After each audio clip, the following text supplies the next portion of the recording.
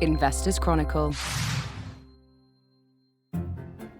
Welcome to the Companies and Markets Show, the podcast that gives you expert analysis on all the latest market and listed company news. I'm your host, Dan Jones, and this is what you need to know. Hello, listeners. You join us on one of those mercifully rare days of the year when half the index appears to be reporting.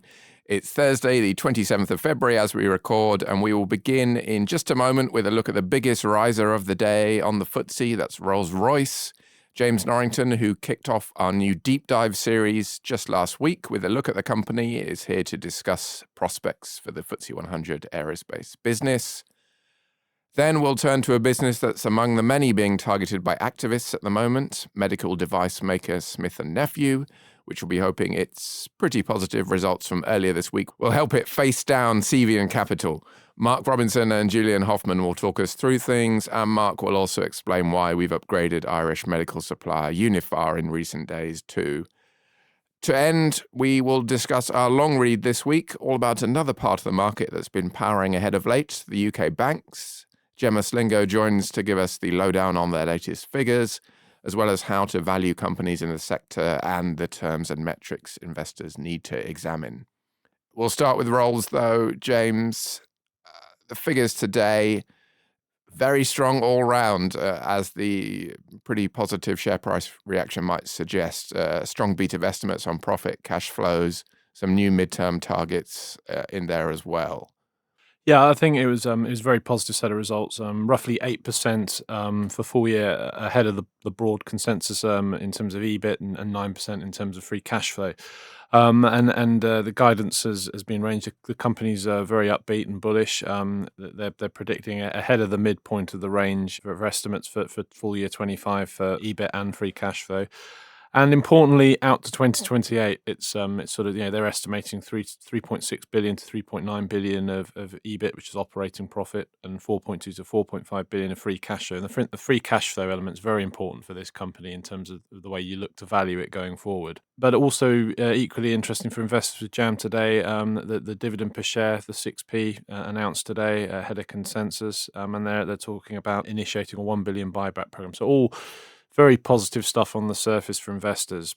Yeah, indeed. I mean, this is clearly coming on the back of, shares last I looked are up about, 20% now today, which is on the back already of a massive run before that. We'll get to the free cash flow in a moment, or perhaps this question will lead on to it naturally, because I wanted to talk about large engine flying hours, which are a big part of the investment case, and they help generate a lot of that free cash flow via the things that Rolls does. There's been more good progress there today, but also I think that the figures today show how other parts of the business are also doing very well, insofar as these new targets for 2027, or rather the 27 targets which are now being met ahead of schedule this year. That has been achieved without the large engine flying hours numbers being as high as they predicted at this stage. So clearly all parts of the business are doing really well at the moment. Well, there's several divisions to Rolls, but obviously if you sort of take the large engine flying hours, which have driven much of the rise sort of in the rebound from COVID. I think the fear maybe a year ago was this was a COVID rebound, when actually it's very much it's a business transformation story. There's more credence coming through to that, and these figures show that. The big initiatives that have been happening in civil aerospace, a lot of technology investment into improving the time on wing, which is the amount of time that an engine is spending flying rather than in the warehouse, and aligning their charging structure into the airline's goals, which is to have those planes generating revenue in the sky, and this is being achieved through a better technology and monitoring, so that when they are servicing, although the number of visits has increased in the last year, going forward they're going to be able to do a lot more servicing and generate more money from those contracts. It's going to be sort of more cost efficient for them to do that, which has come hand in hand with actually reducing sort of the working capital requirements of the business, which makes it fundamentally as margin enhancing. So this is a great development. But also, we've seen in the other divisions of the business, there's defence. They've had positive news on defence contracts. Now, the forecast for that is very visible. They're long-term contracts, so those haven't really changed pushing out too far. But looking forward, things like power systems, that's sort of the estimates for how they're going to perform with margins going out to 2027. Those have increased by a couple of percentage points as well. So it's all very positive stuff. I mean, there's a lot to like here. Yeah, I should maybe take a step back because we did sort of dive straight in. These large engine flying hours I was referring to, obviously, as you said, part of the civil aerospace arm, which is a big part of profits and revenues.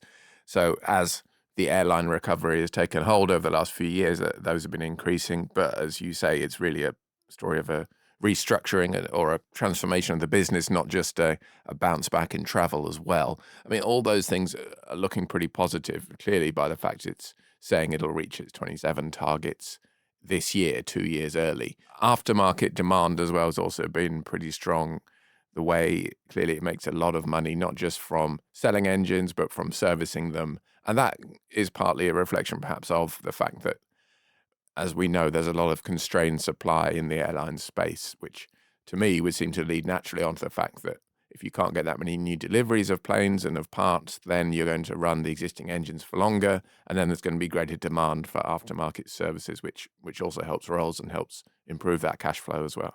It's a multiple sort of sum game. I mean, it's something you'd want to do anyway, is to have more efficient use of your staffing resource. I mean, they've invested in technology. There's better use of big data to monitor engines on wing. So I mean, this isn't sort of compromising safety. This is having better and a large amount of technological investment in improved fans and things on the engine so they can work better in harsher conditions, like for example flying into Dubai and deserts and things. And it really is reaping the benefit of improved capex of the capex expenditure and in improving the technology of the actual engines themselves. But also they've actually improved them from a sort of a commercial perspective, and they've tightened up contracts and made it sort of easier to improve the sort of the quality of their earnings with more transparent revenue recognition as well. Let's talk about the deep dive pieces we are now doing. As I said at the top,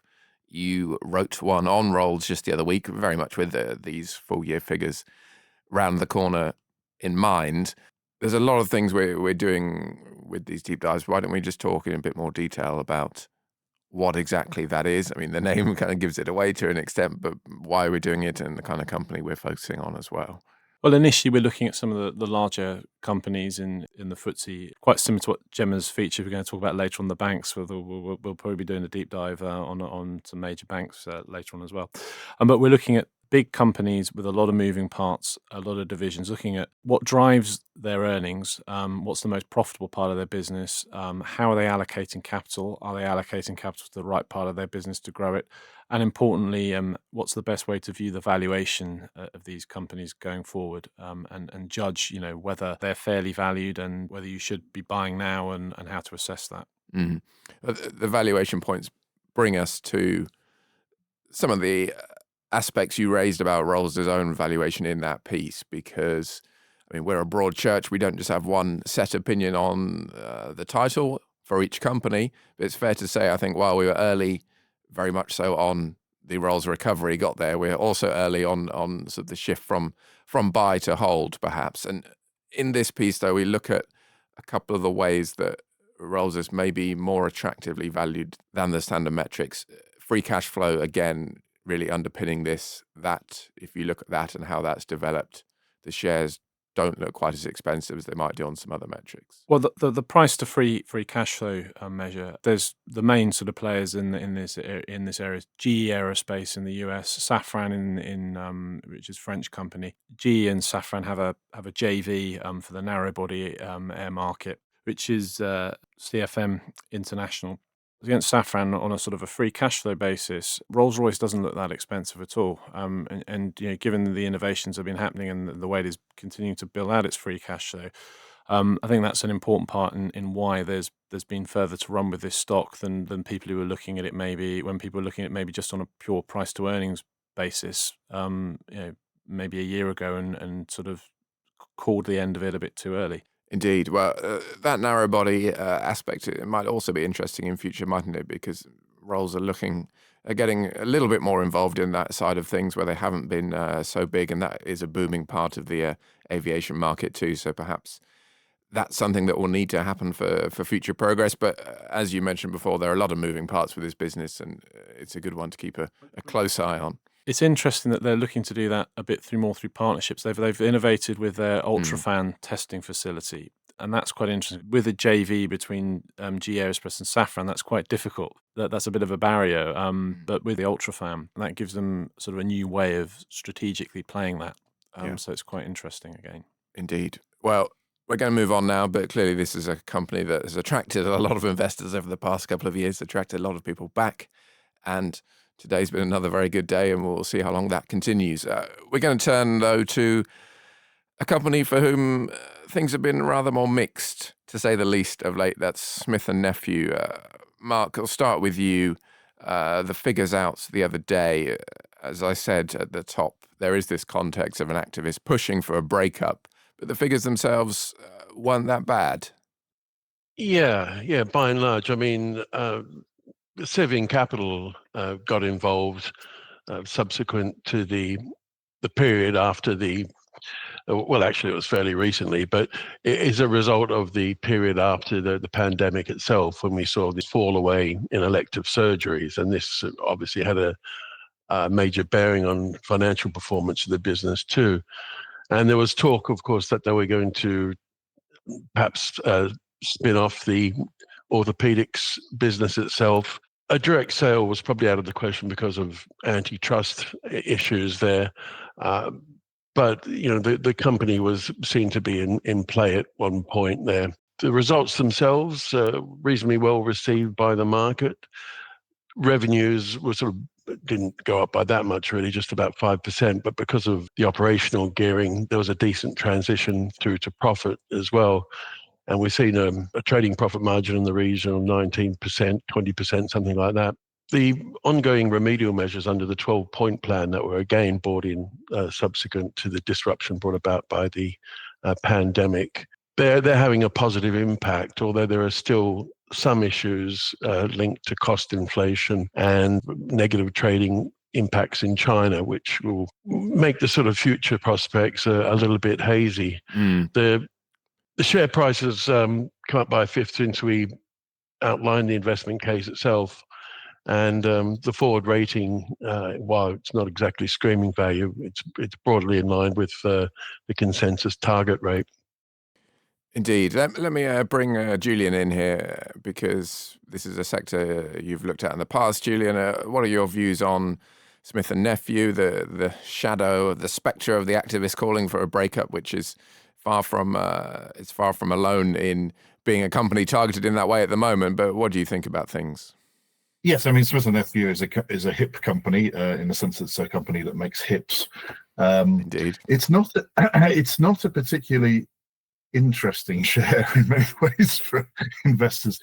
The problem that I've always had with it, and then probably the company senses itself, is that it's both too big and too small at the same time, which sounds like a strange paradox, but it's too small really to take on the really big American medical devices companies, but too big at the same time to be sold to any of them. So it's kind of stuck in this strange hinterland, and the valuation of the shares is reflected by that, reflects that reality. So it's been stuck at sort of 14 or 15 times earnings for decades, certainly as long as I've come across them, which is probably a good 15 years now. The Sevian's logic in saying that they want to break it up has a kind of merit to it, which is probably, I think, why people are more interested in the shares at this point than anything to do with the underlying earnings, which, as Mark implied, are relatively okay, but by the standards of these things, are still pedestrian. But I think what will happen is that people will want to wait for the outcome of their latest transformation program before they make a jump either way on whether to support Sevian's call. They'll probably give the management, I think, some time to come up with the profitability growth that they've been promising. And to be fair, the last quarter of the year was a very good quarter for them. I mean, they earnings were up by 8% just in the last quarter, and that, if that spills over into this year, then it's not going to be a bad 2025. But yeah, it is such a strange, almost on the edge of being a zombie company, that I'm not sure what other option there would be other than to break it up. Yeah, as you say, it is one of those that hasn't really gone anywhere outside of the caveat of the pandemic, when these kind of companies clearly shot up. And I think at the start of the 2010s, it was doing pretty well, but that was a very long time ago now. Mark, I don't know if you want to talk about the China business setbacks in a bit more detail, because the company is 2 years into this 3-year turnaround. The China business, though, is facing issues because of government policies about the cost of healthcare and trying to clamp down on that. The price of medical devices has suffered. What's it saying? What's your take on that business at the moment? They're pointing to some kind of a recovery during the second half of this year as well. I think most of the problems in China in terms of their product grouping relates to the sports medicine joint repair. That sort of undercut the group's underlying revenue growth by about 280 basis points. And looking at the research linked to the company as well, that isn't necessarily expected to improve through this year itself. It's an interesting feature of the company as well, is that the cash flows are somewhat irregular, as are in fact trade receivables too. So I mean, if you're going to look at the company over any length of time, it would be good to look at the relationship between those two metrics to get some idea of how trading is progressing. The research that I looked at a little bit earlier on as well, where it was far from sort of linear. It was far from clear as well what's going to happen through the rest of the year. China is a problem. There's also currency headwinds to take on board as well. But yeah, that relationship between receivables and cash flows is one for investors to have a look at if they were thinking of plumbing for the company itself. The cash conversion cycle, Mark. The cash conversion cycle, indeed, James. Let's talk about Uniphar in that case, because Smith Nephew is a tricky one right now. It's in the middle of a change round, but Uniphar are a bit more positive on. We've upgraded them to buy. They're a much sort of smaller, lower profile business, which maybe you want to say a bit about as well. But can you talk about your thinking there, Mark? Well, some of that has to do with the fact of the trading volumes in London as well, which you can lead to anomalies in the market because they're not the volumes aren't huge looking at it over time as well. The company is broken into 3 sections, one of which is the med tech, where we've seen growing volumes in Germany and the UK, and in fact in Scandinavia as well. Part of the reason why I decided to upgrade it, apart from the fact that we think there's a possible pricing anomaly linked to the volume trade. There's a 42% discount to the consensus target rate at the moment, so that forced a rethink on our part as well. And there's a moderate degree, but we also highlighted the fact that the gearing ratio it's not exactly high, but I mean it's worth taking on board. There's a new distribution network or centre being set up in Dublin too. I think most of the capex linked to that has gone through now, so we're going to start seeing the benefits over the next couple of years and onwards as well. It's another reason that I didn't think that was necessarily reflected, or the volume expansions are necessarily reflected in the share price. So that's the reason for the upgrade. Indeed.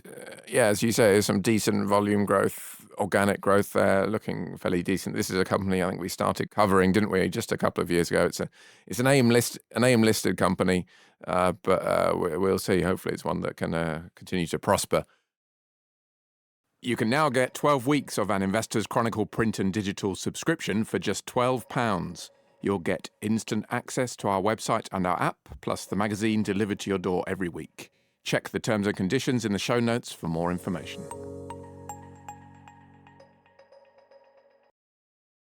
We're going to end the show now, though, with a look at our long read of the week on UK banks, which were the best performing sector in the entire FTSE 350 last year. It's really been, after a long post-financial crisis period of struggle, it's really been a big rebound for the sector.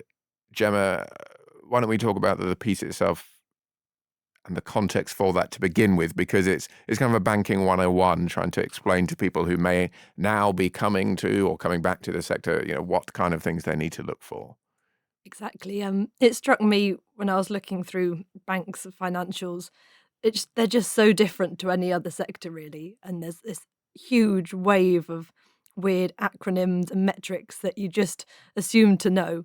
So, yeah, the piece basically goes through the balance sheet, income statement, valuation metrics, one by one, to help people get a better grasp of the sector. Yeah. I'm going to immediately pivot back to the reporting season we just had, because most of the banks have reported ahead of others. Can we see what we've learned from the likes of NatWest, Barclays, Lloyds in the past couple of weeks? Because clearly coming off the back of a really good period, equally, there might be some concern, or may have been some concern, about what will happen to the banks now that interest rates are falling, because part of the reason they rose so high is because of the amount of money they can make on a net interest margin. So what did we learn on that front, and just in general about the health of the companies in the past couple of weeks? I actually felt a little bit sorry for the banks during their reporting season, actually, because you'd read through the results and think, yep, great, they're hitting estimates. The analysts' forecasts would be, very, very optimistic. But then you'd look at the share price and they were down by like 3 or 4%. So I think the general mood was people were satisfied, but they were a bit disappointed those upgrades weren't still coming through from last year. There weren't loads of people hiking up their guidance. It was more a case of slow and steady, they're meeting the targets, but they're going to keep the next sort of 2 or 3 years the same for now. It's certainly unusual to hear someone say they feel sorry for the sector, so maybe things truly have changed.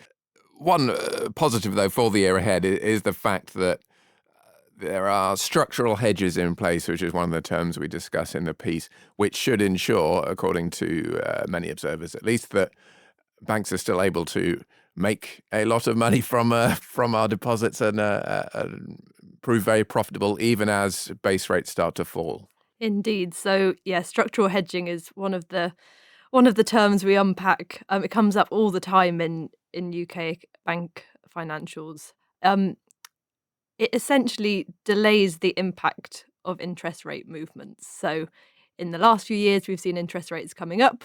So we've got the structural hedges in place, which means the true impact of those interest rate rises hasn't already been felt. It will carry on being felt throughout 2025. And some analysts made the point that UK domestic banks have some of the world's biggest structural hedges. So it's really a UK-centric thing that we'll still see those interest rate benefits come through. And that's obviously good for the top line. And lots of investors are still feeling quite cheery about it, particularly on the other side of things. Banks don't seem to be really worried about the state of the economy. So a lot of them were actually reducing their impairments, which suggests customers are holding up okay in terms of repaying debt and are expected to continue holding up okay.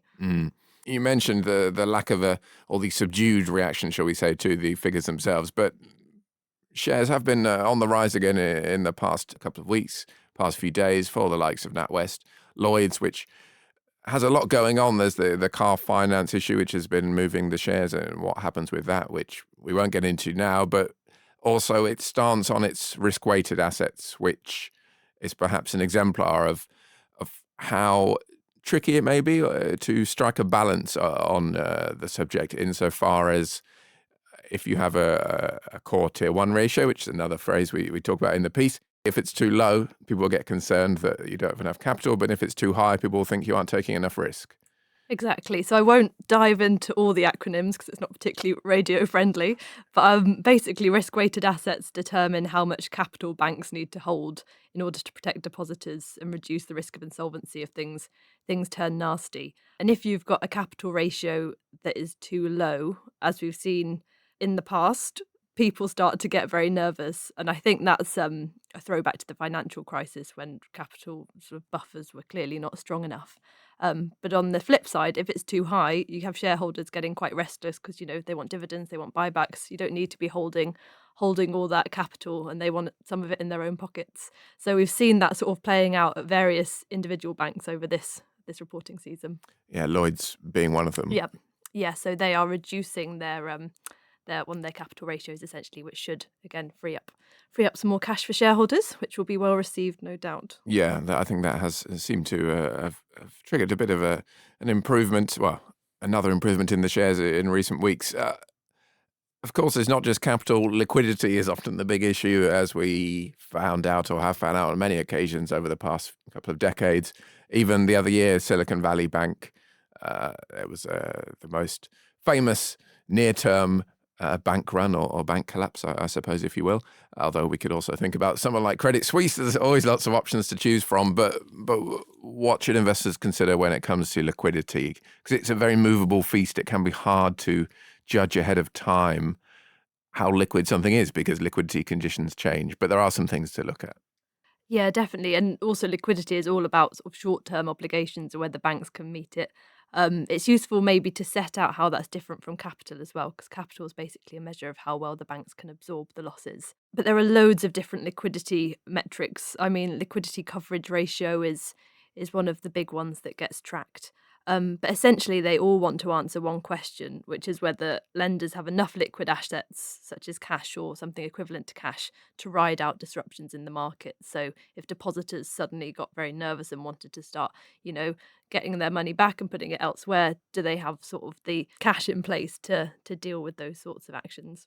Hopefully, UK banks are on a good footing. I would say we're fairly confident they are, but you never know in this situation. But they are certainly very different beasts in terms of their liquidity and certainly their capital from the position they were in at the time of the financial crisis, which probably brings us on to the last couple of points I want to talk about, which relate to the valuation again, but also we'll talk about price to book value maybe in a moment, but I want to talk about return on equity for banks because this is in some ways the key part of the whole thing. This is how profitable they are deemed to be. In the period after the financial crisis, these return on equity figures really fell to or pretty close to zero. Prior to the crisis, they've been around 20. We've kind of settled somewhere in between now, but again, the picture's been improving on this front in recent years. It has. So the big metric that people turn to is return on tangible equity, which basically strips out stuff like goodwill, which can warp the end result a bit. And it shows how efficiently management allocates shareholder funds across their businesses. I think analysts track this so closely because, as you say, it basically shows how profitable a bank is. And the more consistently they can hit high returns, the more investors are willing to pay for a bank. We talked in the past about the difference between US banks and UK ones. US ones famously have had sort of achieved higher returns than the UK banks.